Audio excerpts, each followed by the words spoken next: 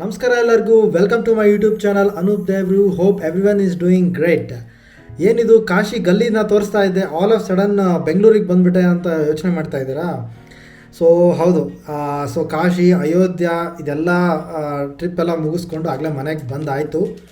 So ಏನಕ್ಕೆ ನಾನು completely ವಾರಣಾಸಿಯಲ್ಲೇ explanation ಕೊಡಲಿಲ್ಲ ಅಥವಾ ಯಾವುದಾದ್ರು ಪ್ಲೇಸಿಗೆ ಹೋಗಿದ್ವಿ, ಏನೇನು ಫುಡ್ನ ನಾವು ತಿಂದ್ವಿ ಅದನ್ನು ಕಂಪ್ಲೀಟಾಗಿ ವಿಡಿಯೋ ಮಾಡೋಕ್ಕಾಗಲಿಲ್ಲ ಅಂತಂದರೆ, ಸೊ ಮೋಸ್ಟ್ ಆಫ್ ದಿ ಪ್ಲೇಸಸಲ್ಲಿ ನಮಗೆ ಕ್ಯಾಮ್ರಾ ಮತ್ತು ಮೊಬೈಲ್ ಅಲೋ ಇರಲಿಲ್ಲ. ಸೊ ಎಲ್ಲನೂ ನಾವು ರೂಮಲ್ಲಿ ಇಟ್ಬಿಟ್ಟು ಅಥವಾ ಲಾಕರಲ್ಲಿ ಇಟ್ಬಿಟ್ಟು ಹೋಗಬೇಕಾಗಿತ್ತು. ಅಲ್ಲಿ ಹೋದ್ಮೇಲೆ ನಮಗೆ ವಿಡಿಯೋ ಮಾಡೋಕ್ಕಾಗ್ತಾ ಇರಲಿಲ್ಲ. ಅಥವಾ ಡ್ರೈವರ್ ಹತ್ರ ವಿಡಿಯೋ ಮಾಡ್ಸೋಣ, ಅವನ ಹತ್ರ ಮೊಬೈಲ್ ಇಸ್ಕೊಂಡು ಮಾಡೋಣ ಅಂತಂದರೆ ಅವನು ಎಲ್ಲೋ ಪಾರ್ಕಿಂಗ್ ಲಾಟಲ್ಲಿ ಇರ್ತಿದ್ದ. ನಾವು ಪ್ಲೇಸಸ್ನ ನೋಡೋಕ್ಕೆ ಅಂತ ಹೋಗ್ತಾ ಇದ್ವಿ. ಸೊ ಅವನ್ನ ಕಾಂಟ್ಯಾಕ್ಟು ಮಾಡೋಕ್ಕಾಗ್ತಾ ಇರಲಿಲ್ಲ. ನಾವು ಅವನಿಗೆ ಒಂದು ಪ್ಲೇಸ್ ಅಂತ ಹೇಳ್ತಾ ಇದ್ವಿ, ಈ ಟೈಮ್ ಅಂತ ಹೇಳ್ತಾ ಇದ್ವಿ, ಅಲ್ಲಿಗೆ ಬರ್ತಾ ಇದ್ವಿ. ಸೊ ಅವನು ಕರ್ಕೊಂಡು ಹೋಗ್ತಾ ಇದ್ದ. ಸೊ ಹಿಂದಿನ ವೀಡಿಯೋದಲ್ಲಿ ನೀವು ಕಾಶಿ ವಿಶ್ವನಾಥ ಟೆಂಪಲಿಗೆ ಹೋಗಿ ಬಂದಿರೋದನ್ನು ನಾನು ತೋರಿಸಿದೆ. ಆಮೇಲೆ 64 ಘಾಟ್ಸ್ ಯಾವ ಥರ ಇರುತ್ತೆ ಅಂತ ಬೋಟಿಂಗಲ್ಲಿ ಹೋದ್ವಿ. ದೆನ್ ಗಂಗಾ ಆರತಿ ನೋಡಿದ್ವಿ ದಶಾಶ್ವಮೇವ ಘಾಟಲ್ಲಿ. ಸೊ ಅಲ್ಲಿವರೆಗೆ ಮಾತ್ರ ವೀಡಿಯೋ ಎಂಡ್ ಆಯಿತು. ಸೊ ಯಾಕೆ ಅಂತಂದರೆ, ಒಂದು ವೀಡಿಯೋ ತುಂಬ ಲೆಂತ್ ಆಯಿತು. ಸೆಕೆಂಡ್ ಥಿಂಗ್, ಫೂಟೇಜ್ ಯಾವುದೂ ಇರಲಿಲ್ಲ. ಏನಕ್ಕೆ ಅಂತಂದರೆ ನನ್ನ ಹತ್ರ ಓನ್ಲಿ 5% ಬ್ಯಾಟ್ರಿ ಇತ್ತು. ನಾನು ಡ್ರೈವರಿಗೆ ಕಾಂಟ್ಯಾಕ್ಟ್ ಮಾಡಬೇಕಾಗಿತ್ತು. ಬಿಕಾಸ್ ಅವನು ಅದಾದಮೇಲೆ ಆಲ್ಮೋಸ್ಟ್ 8 o'clock ಆಯಿತು ದಶಾಶ್ವಮೇವ ಘಾಟಲ್ಲಿ ಗಂಗಾ ಆರತಿ ಮುಗಿಯೋದು. ಸೊ ಅದಾದಮೇಲೆ ಇನ್ನೂ 2 ಪ್ಲೇಸಸ್ಸಿಗೆ ಅವ್ನು ಕರ್ಕೊಂಡು ಹೋಗಬೇಕಾಗಿತ್ತು. ಅವನಿಗೆ ಕಾಂಟ್ಯಾಕ್ಟ್ ಮಾಡೋಕ್ಕೂ ನನ್ನ ಹತ್ರ ಚಾರ್ಜ್ ಇರಲಿಲ್ಲ, 5% ಅಷ್ಟೇ ಇತ್ತು. ಅದಕ್ಕೋಸ್ಕರ ನಾನೇನು ಮಾಡಿದೆ, ಜಸ್ಟ್ ಮೊಬೈಲ್ನ ಎಲ್ಲ ಸ್ವಿಚ್ ಆಫ್ ಮಾಡಿ ಇಟ್ಕೊಂಡಿದ್ದೆ. ಆಮೇಲೆ ನಾವು ಅವನ್ನ ಕಾಂಟ್ಯಾಕ್ಟ್ ಮಾಡಿಬಿಟ್ಟು ದುರ್ಗಾದೇವಿ ಟೆಂಪಲಿಗೆ ಹೋದ್ವಿ. ಸೊ ಕ್ಯಾಬಲ್ಲಿ ಅದು ಗಿರ್ಜಾಘರ್ ಅಂತ ಒಂದು ಸರ್ಕಲ್ ಇದೆ, ಅಲ್ಲಿಗೆ ಬರೋಕ್ಕೆ ಹೇಳಿದ್ದ ಅವನು. ಸೊ ಅಲ್ಲಿಗೆ ನಾನು ಮತ್ತು ನಮ್ಮ ಪೇರೆಂಟ್ಸ್ ಅಲ್ಲಿಗೆ ಹೋದ್ವಿ.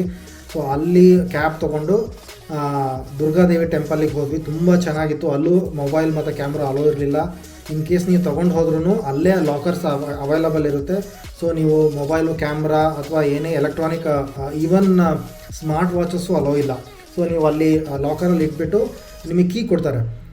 ಕೀ ಕೊಟ್ಬಿಟ್ಟು ಟೋಕನ್ ಇರುತ್ತೆ. ಸೊ ತೊಗೊಂಡು ಹೋಗಬೇಕು. ದುರ್ಗಾದೇವಿ ಟೆಂಪಲ್ ತುಂಬ ಚೆನ್ನಾಗಿತ್ತು. ಆರತಿ ನಡೀತಾ ಇತ್ತು ಅಲ್ಲಿ. ಆ್ಯಕ್ಚುಲಿ ಡಮರುಗ ಬಾರಿಸ್ತಾಯಿದ್ರು, ಚಿಕ್ಕ ಪುಟ್ಟ ಡಮರುಗ. ಅಲ್ಲಿ ಇಷ್ಟು ದೊಡ್ಡ ಡಮರುಗ ಇಟ್ಕೊಂಡಿದ್ರು. ಒಬ್ಬೊಬ್ಬರು 22 to 25 ಮೆಂಬರ್ಸ್ ಡಮರುಗ ಇಟ್ಕೊಂಡು ಬಾರಿಸ್ತಾಯಿದ್ರು. ಅದ್ರ ಜೊತೆಗೆ ಡ್ರಮ್ಸ್ ಇಟ್ಕೊಂಡು. ಎಷ್ಟು ಚೆನ್ನಾಗಿತ್ತು ಅಂತಂದರೆ ನಿಮಗೆ ಆಲ್ಮೋಸ್ಟ್ ನನಗಂತೂ ಗೂಸ್ ಬಂಪ್ಸ್ ಬಂದಿತ್ತು. ತುಂಬ ಚೆನ್ನಾಗಿತ್ತು. ಅದಾದಮೇಲೆ ಸಂಕಟ್ ಮೋಚನ್ ಹನುಮಾನ್ ಟೆಂಪಲಿಗೆ ಹೋದ್ವಿ. ಅಲ್ಲೂ ಮೊಬೈಲ್ ಆ್ಯಂಡ್ ಸ್ಮಾರ್ಟ್ ವಾಚಸ್ ಏನೂ ಅಲ್ಲೋ ಇಲ್ಲ. ಎಲ್ಲನೂ ನಾವು ಲಾಕರಲ್ಲಿ ಇಟ್ಟು ಹೋಗಬೇಕು. ಅದಕ್ಕೋಸ್ಕರ ನಾನೆಲ್ಲ ಅಲ್ಲೇ ಡಿಪಾಸಿಟ್ ಮಾಡಿಬಿಟ್ಟು ಅಲ್ಲಿ ಹೋದ್ವಿ. ಅಲ್ಲಿ ಅದನ್ನು ದರ್ಶನ ಮಾಡೋಕ್ಕೆ ನಮಗೆ ಆಲ್ಮೋಸ್ಟ್ 1.5 hour ಬೇಕಾಯಿತು. ಅಷ್ಟು ರಶ್ ಇತ್ತು. ಎಲ್ಲರೂ ಜೈ ಹನುಮಾನ್ ಅಂತ ಕೂಗ್ತಾಯಿದ್ರು, ಆಮೇಲೆ ಜೈ ಶ್ರೀರಾಮ್ ಅಂತ ಕೂಗ್ತಾಯಿದ್ರು. ತುಂಬ ಚೆನ್ನಾಗಿತ್ತು. ಆ್ಯಕ್ಚುಲಿ ಡೆಫಿನೆಟ್ಲಿ ಇವೆರಡು ಪ್ಲೇಸಿಗೆ ಹೋಗಲೇಬೇಕು. ಸೊ ಇದನ್ನೆಲ್ಲ ಮುಗಿಸ್ಕೊಂಡು ರೂಮಿಗೆ ಬರೋಷ್ಟೊತ್ತಿಗೆ ಆಲ್ಮೋಸ್ಟ್ 9:30 ಆಗೋಗಿತ್ತು. ಅಷ್ಟೊತ್ತಿಗೆ ಮೊಬೈಲು ಸ್ವಿಚ್ ಆಫ್ ಆಗೋಗಿತ್ತು. ಆನ್ ದಿ ವೇ ಬರ್ತಾ ನಾವೇನು ಮಾಡಿದ್ವಿ, ಪಾನ್ ತಿನ್ಕೊಂಡು ಬಂದ್ವಿ. ಚಾಟ್ಸ್ ತಿಂದ್ಬಿಟ್ಟು ಪಾನ್ ತಿನ್ಕೊಂಡು ಬಂದ್ವಿ.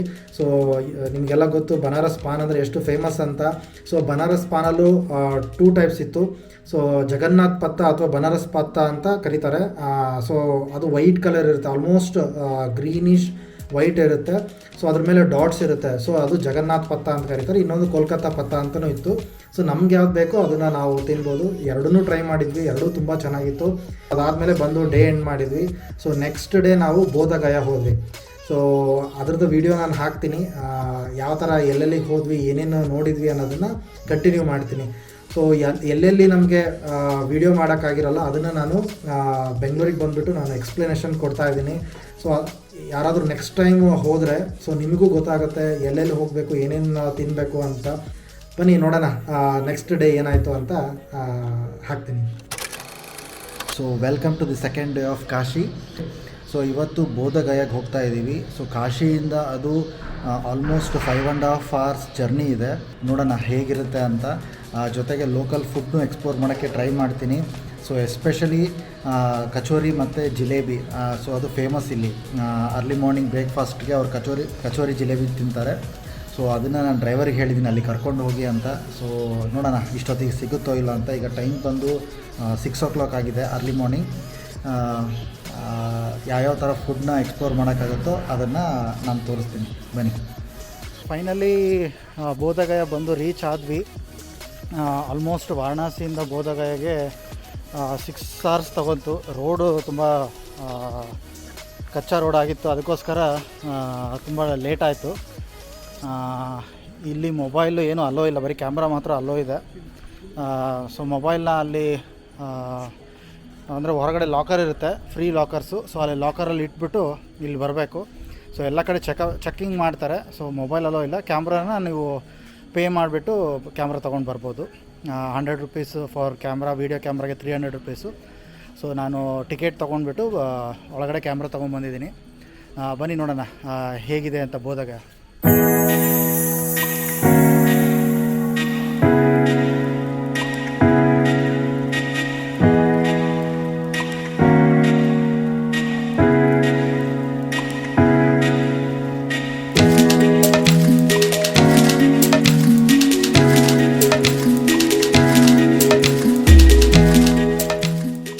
महाबोधि महाविहार। महा मीन्स महान, बोधि मीन्स ज्ञान। जहाँ पे आज से 2600 साल पहले 600 BC में सिद्धार्थ को ज्ञान की प्राप्ति मिली थी। बुद्ध का बचपना का नाम सिद्धार्थ है। सिद्धार्थ का बर्थ प्लेस लुम्बिनी, नेपाल। जब बुद्ध ने आज से 2600 साल पहले यहाँ पे आए थे सर, यहाँ पे टेम्पल नहीं था। ये जगह का नाम उरुबेला जंगल था। उरुबेला ये टेम्पल अशोका चक्रवर्ती के द्वारा बनाया गया। जो कलिंग युद्ध के बाद अशोका चक्रवर्ती ने बौद्ध धर्म को अपना लिया था सर, उसने ये टेम्पल को ओनली 30 फीट बनाया गया था। 30 फीट अशोका टाइमिंग का बनाया गया सर। वो सामने में ग्लास का डोर बना हुआ देखिएगा, दरवाजा। ये ग्राउंड लेवल से लेकर डेट लेवल तक सर अशोका टाइम का बनाया गया सर। एंड इसके ऊपर में 150 फीट गुप्ता डायनेस्टी का बनाया गया, समुद्रगुप्त राजा ने बनाया गया। ये टेम्पल का total height sir 180 feet bottom to top. Temple के टॉप पार्ट में देखिएगा गोल्ड लगा हुआ है सर, ऊपर में ये पूरा गोल्ड है। 289 kgs का गोल्ड है, 289 किलो का सोना है, जो थाईलैंड के राजा के द्वारा। तो जब ये पूरा ये महाबोधि मंदिर बन के रेडी हो जाने के बाद सर 12th सेंचुरी में एक मुगल शासक आते हैं सर, जो तुर्की का रहने वाला शासक, जिसका नाम बख्तियार खिलजी। आपने नालंदा विश्वविद्यालय के नाम सुना होगा, नालंदा यूनिवर्सिटी से। इस नालंदा विश्वविद्यालय को डिस्ट्रॉय करने के बाद इस महाबोधि मंदिर को 30 फीट ब्रोकन कर ये पूरे कंपाउंड को चारों तरफ से मिट्टी से ढक दिया गया था। ये जो नीचे का जो भी हिस्सा देखेगा सर, सारा एक्सप्रेशन करके निकाला गया, खुदाई करके निकाला गया सर। तो इसके अंदर में ब्रोकन पीसेस निकला गया, भगवान बुद्ध का डिस्ट्रॉय पार्ट मिला गया सर। ये जो लिपि जो देखेगा सर, ये लिपि सर, ये टिबेटन लिपि लिखा गया, टिबेटन मंत्रा लिखा गया। हिंदू धर्म में मंत्रा बोलता है ओम नमः शिवाय, गायत्री मंत्रा। ये टिबेटन मंत्रा है ओम मानी पद्मे, ओम ओम मानी पद्मे। ये सब सारा टिबेटन मंत्रा लिखा गया।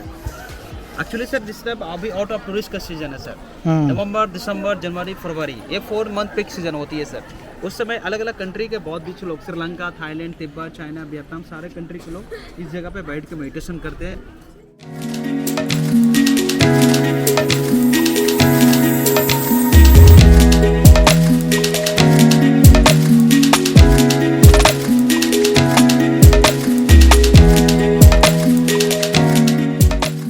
महाराजा अशोका चक्रवर्ती के द्वारा बनाया गया था सर।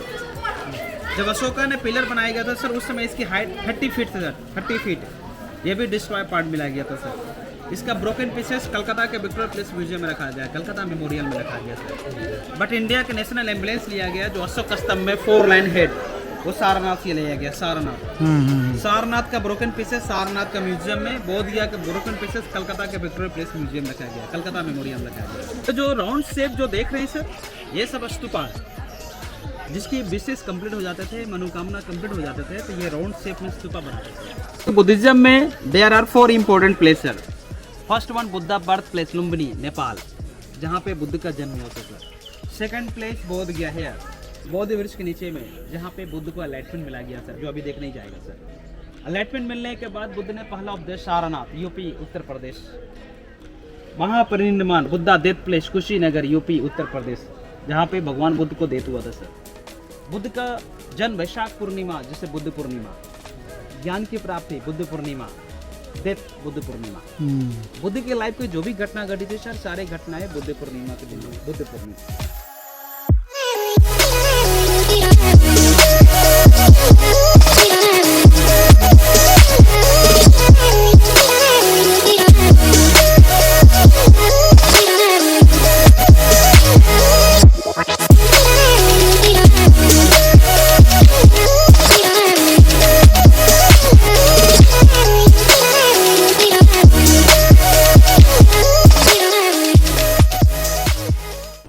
बुद्धिज़्म का सबसे इम्पोर्टेंट प्लेस, इस महाबोधि मंदिर के सबसे होली प्लेस बोधि वृक्ष है। आश्रमरम को बोधि वृक्ष का बोला जाता है सर, जहाँ पे बुद्ध को एनलाइटमेंट मिला गया sir. Actually this tree belong the 4th generation sir, from 4th generation from the Buddha period to till now. इससे पहले 1, 2, 3 द तीन डिस्ट्रॉय हो चुका है सर। पहला ट्री अशोका का बेटा महेंद्र बेटी संघमित्रा। सम्राट अशोक ने बुद्धिज़्म को स्प्रेड करने के लिए अपना बेटा महेंद्र बेटी संघमित्रा के द्वारा यहाँ से 1 सेपलिंग श्रीलंका प्लांटेड किया गया था सर। अगेन फ्रॉम श्रीलंका से 2 सेपलिंग इंडिया वापस लाया गया, एक बोधिया दूसरा सारनाथ जो कि उत्तर प्रदेश। तो ट्री है सर ये 4th नंबर का ट्री 145 ईयर्स ओल्ड है। लेकिन इस ट्री के नीचे है जहाँ पे बुद्ध ने बैठ के मेडिटेशन किया गया था, जहाँ पे लाइट में मिला गया। इसके अंदर पे देखेंगे ये पालकी बना हुआ है सर, पालकी देखिएगा अंदर में, पालकी गोल्डन कलर पालकी सर, पालकी गोल्डन कलर। ये बुद्ध के शरीर है सर, उसी जगह पे बुद्ध ने मेडिटेशन किया है। बैठने का ये भगवान बुद्ध की चरण है जो अशोका ने बनाया गया था सर। ये देखेंगे सर भगवान बुद्ध के पैरों में यहाँ पर फुटप्रिंट देखेंगे, ये अशोक चक्रा। ये देखिएगा ये फिश बनाया गया सर, 3 फिश बनाया गया। ये देखिएगा fish,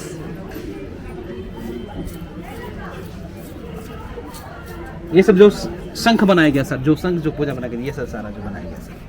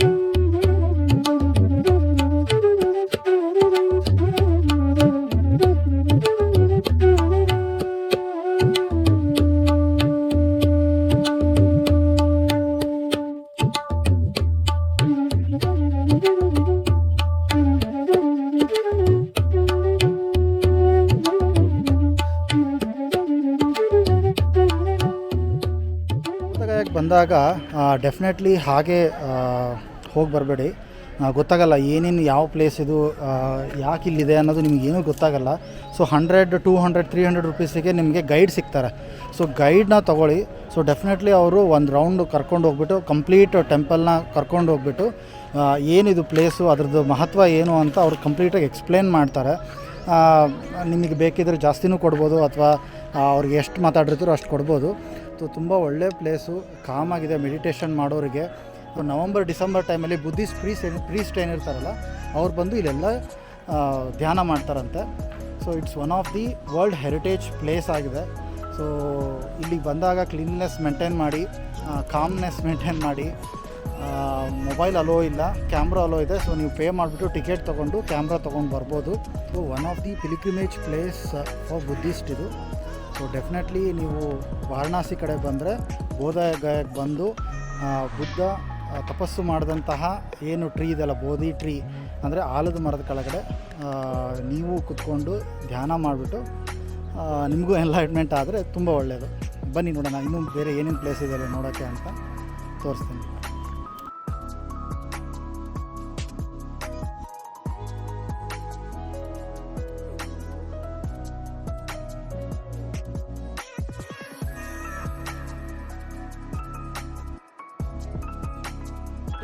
so Bodh Gaya temple visit ಮುಗಿಸ್ಕೊಂಡು ಈಗ 80 ಫೀಟ್ ಬುದ್ಧನ ನೋಡೋಕ್ಕೆ ಬಂದಿದ್ದೀವಿ. ಸೊ ನಾನು ಹಿಂದೆ ಹೇಳಿದೆ ನೋಡಿ,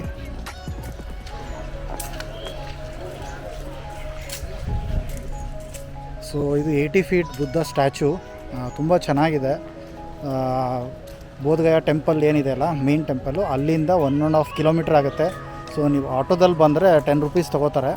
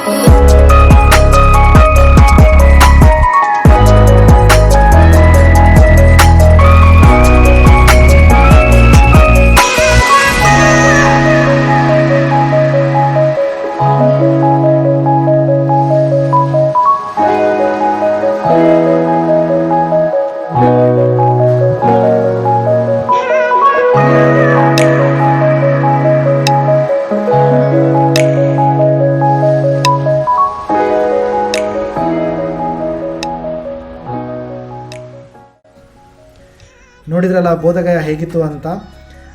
ಬುದ್ಧಂಗೆ ಎನ್ಲೈಟ್ಮೆಂಟ್ ಆದಂತಹ ಪ್ಲೇಸ್ ಅದು. ಸೊ ಅಲ್ಲಿ ಬುದ್ಧಂದು ಸ್ಟ್ಯಾಚು ಇದೆ, ಗೋಲ್ಡನ್ ಸ್ಟ್ಯಾಚು ಇದೆ, ಟೆಂಪಲ್ ಇದೆ, ಅಶೋಕ ಕಟ್ಟಿಸಿದ್ದಂತಹ ಟೆಂಪಲ್ ಇದೆ, ಅಶೋಕ ಪಿಲ್ಲರ್ ಜೊತೆಗೆ ಏನು ಬೋಧಿ ಟ್ರೀ ಇದೆ ಅಲ್ಲ, ಅದ್ರ ಕೆಳಗಡೆ ನೀವು ಅಲ್ಲಿ ಹೋದರೆ ತಪಸ್ಸು ಮಾಡ್ಬೋದು, ಧ್ಯಾನ ಮಾಡ್ಬೋದು. ಸಾಧ್ಯವಾದರೆ ನಿಮಗೂ ಎನ್ಲೈಟ್ಮೆಂಟ್ ಆದರೆ ತುಂಬ ಒಳ್ಳೆಯದು. ಸೊ ಬುದ್ಧಂಗೆ ಅಲ್ಲಿ ಜ್ಞಾನೋದಯ ಆದಮೇಲೆ ಅವರು ಸಾರನಾಥ್ ಅಂತ ಊರಿದೆ, ಅದು ವಾರಣಾಸಿಯಿಂದ 30 ಮಿನಿಟ್ಸ್ ಜರ್ನಿ. ಅಲ್ಲಿ ಬಂದುಬಿಟ್ಟು ಫಸ್ಟ್ ಪ್ರೀಚಿಂಗ್ ಸ್ಟಾರ್ಟ್ ಮಾಡಿದ್ದು. ಹೀಗೆ ಅವರ ಜರ್ನಿ ನಡೀತಾ ಹೋಯಿತು. ಸೊ ಸೆಕೆಂಡ್ ಡೇ ಜರ್ನಿನ ನಾನು ಬೋಧಗಯ ಆದಮೇಲೆ ಅಲ್ಲೇ ಎಂಡ್ ಮಾಡಿದೆ. ಅದಾದಮೇಲೆ ನಾವು ಸೀದಾ ವಾರಣಾಸಿಗೆ ಹೋಗಿಬಿಟ್ಟು ರೆಸ್ಟ್ ಮಾಡಿದ್ವಿ. ಯಾಕಂದರೆ almost 6 hours journey one way. So 2 ways 12 hours journey. ಅದಾದಮೇಲೆ 3 hours ವಾರಣಾಸಿಯಲ್ಲಿದ್ವಿ. ಸೊ ತುಂಬ ಟಯರ್ಡ್ ಆಗಿದ್ವಿ. ಸೊ ನಾವು ಬೇರೆ ಎಲ್ಲೂ ಹೋಗಲಿಲ್ಲ, ಊಟ ಮಾಡಿಬಿಟ್ಟು ನಾವು ಡೈರೆಕ್ಟ್ಲಿ ವಾರಣಾಸಿ ರೂಮಲ್ಲಿ ರೆಸ್ಟ್ ಮಾಡಿದ್ವಿ. ನೆಕ್ಸ್ಟ್ ಡೇ ನಾವು ತ್ರಿವೇಣಿ ಸಂಗಮ, ಅಲಹಾಬಾದ್ ತ್ರಿವೇಣಿ ಸಂಗಮ ಏನಿದೆ ಅಲ್ಲಿ ಹೋದ್ವಿ. ಅಲ್ಲಿ 3 ನದಿ ಕೂಡುವಂತಹ ಪ್ಲೇಸ್ ಅದು, ಗಂಗೆ, ಯಮುನಾ ಮತ್ತು ಸರಸ್ವತಿ. ಸೊ ಈ 3 ನದಿ ಕೂಡುವಂತಹ ಪ್ಲೇಸಿಗೆ ಹೋದ್ವಿ. ನೋಡೋಣ ಬನ್ನಿ ಹೇಗಿತ್ತು, ಅಲ್ಲಿ ನಾವು ಹೇಗೆ ಎಕ್ಸ್ಪೀರಿಯನ್ಸ್ ಆಯಿತು, ಅಲ್ಲಿ ಏನೇನು ನೋಡಿದ್ವಿ ಅಂತ ನಿಮಗೆ ಆ ವಿಡಿಯೋದಲ್ಲಿ ತೋರಿಸ್ತೀನಿ.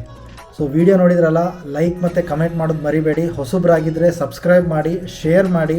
ಸೊ ತುಂಬ ಜನಕ್ಕೆ ಕಾಶಿಗೆ ಹೋಗಬೇಕು ಅಂತ ಇರ್ತಾರೆ, ವಾರಣಾಸಿ, ಬೋಧಗಯ, ಅಯೋಧ್ಯ ಇಂಥ ಪ್ಲೇಸ್ಗಳೆಲ್ಲ ಹೋಗಬೇಕು ಅಂತ ಇರ್ತಾರೆ. ಬಟ್ ಅವರಿಗೆ ಏನೇನು ನೋಡಬೇಕು, ಏನೇನು ಊಟ ಮಾಡಬೇಕು ಅಲ್ಲಿ ಅನ್ನೋದು ಇನ್ಫಾರ್ಮೇಷನ್ ಇರಲ್ಲ. ಸೊ ಈ ವಿಡಿಯೋದಿಂದ ಅವ್ರಿಗೆ ಕಂಪ್ಲೀಟ್ ಇನ್ಫಾರ್ಮೇಷನ್ ಕೊಡೋಕ್ಕೆ ನಾನು ಪ್ರಯತ್ನ ಪಡ್ತೀನಿ. ಸೊ ಅಲ್ಲಿ ಮೇನ್ ಫುಡ್ ಬಂದುಬಿಟ್ಟು ದಾಲ್ ಚಾವಲ್ ಆಗಿರ್ಬೋದು, ಚಪಾತಿ, ಪೂರಿ, ಬಾಜಿ ಈ ಥರದ್ದು ಸಿಗುತ್ತೆ.